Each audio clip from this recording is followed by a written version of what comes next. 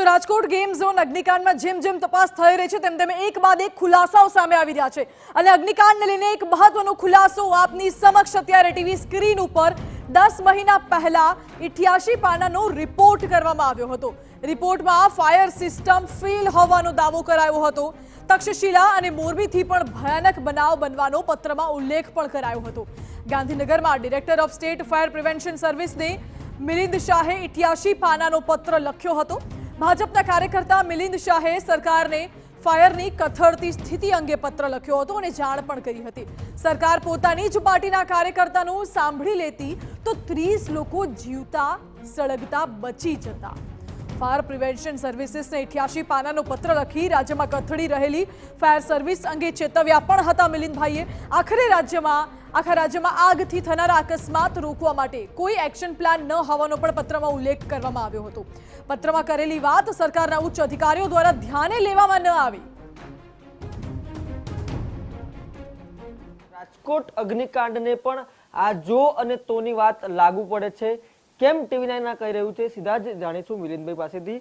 મિલિંદભાઈ, report લખ્યો, જો રિપોર્ટને સાંભળવામાં આવ્યો હોત તો કદાચ 28 કે 27 જે પણ આંકડો છે તે મોત ન થાત। માનો છો આપ? શું છે આપના રિપોર્ટમાં? ના, તદ્દન સાચી વાત છે કે આજે હું ચોક્કસ પણ એવું કહી શકું કે હું કોમર્સ બેકગ્રાઉન્ડથી બિલોંગ કરું છું। હું કોઈ ફાયર એક્સપર્ટ નથી। હા, હું ફાયર સેફટી અવેરનેસ અને ફાયર સેફટી પ્રિવેન્શન માટેનું કામ જાણું છું મારા ઓબ્ઝર્વેશન પાવરના કારણે।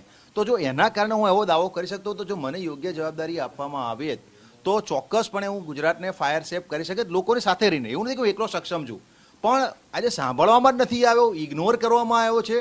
અને ભલે તમે પક્ષની કોઈ વાતો ઇગ્નોર કરો, મને કોઈ હોદ્દો ના આપો, મને કોઈ વાંધો નહીં, પણ મને કામ કરવાની જવાબદારી પણ નથી મળી। અને એ કામ એવું કે જેનાથી આપણું ગુજરાત સ્ટેટ, આપણું ગુજરાત રાજ્ય આગથી સુરક્ષિત થઈ શક્યું હોત। આજે આપણા ગુજરાત રાજ્યમાં અસંખ્ય રાજદ્વારી લોકો આવે છે, પીએમ સાહેબ વારંવાર આવે છે, એવા લોકોની સુરક્ષામાં એવા ફાયર ઓફિસરો છે જેમની કોઈ ગુણવત્તા નથી, જેમની કોઈ અભ્યાસનું ધારાધોરણ નથી, જે લોકો ભ્રષ્ટ છે।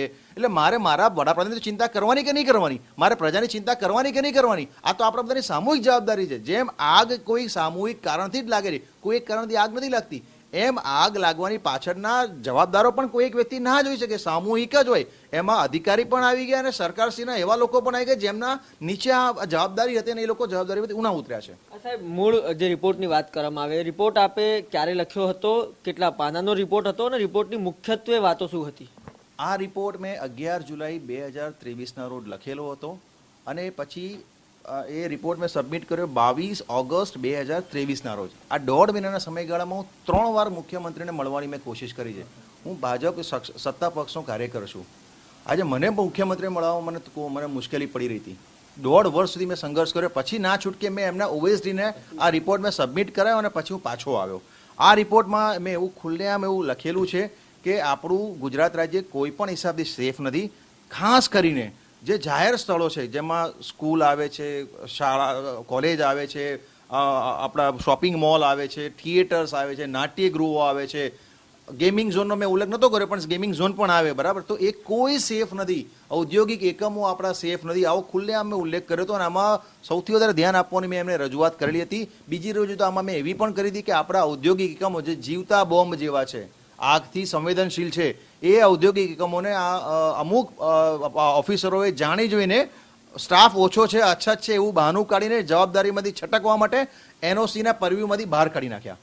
એટલે આજે એવું છે કે ઔદ્યોગિક એકમ આટલા મોટા ચાલે છે પણ એમાં કોઈ ફાયર એનઓસી જ નથી। જો ફાયર એનઓસી ના તો લોકો ફાયર સેફ્ટીનું નિયમન કઈ રીતે કરી શકશે? અને બીજું, ફાયર એનઓસી તમે જો લેવા જશો, તમારે લેવડાવવી હોય, તમે એક બાજુ એવું કહો છો કે તમારે એફઆઈઆર થશે, તો સરકારશ્રી તરીકે તમારી જોડે ખરેખર એટલો સ્ટાફ છે ખરો કે આ બધાને તમે એક સામટી ફાયર એનઓસી તમે જેન્યુઅલી આપી શકશો? તમારી જોડે ભરતીનો અભાવ છે, ભરતી પૂરતી છે નહીં, તો તમે કઈ રીતે ફાયર એનઓસી લોકોને ઇસ્યુ કરાવશો? પછી એ ફાયર એનઓસી માત્ર ને માત્ર કાગળ પર જ રહેશે। એટલે સૌથી પહેલાં તો ભરતી કરો, યોગ્ય માણસોની ભરતી કરો, લાયકાત હોય એવા લોકોની ભરતી કરો। એટલે આવા તો ઘણા સંવેદનશીલ મુદ્દા છે આમાં।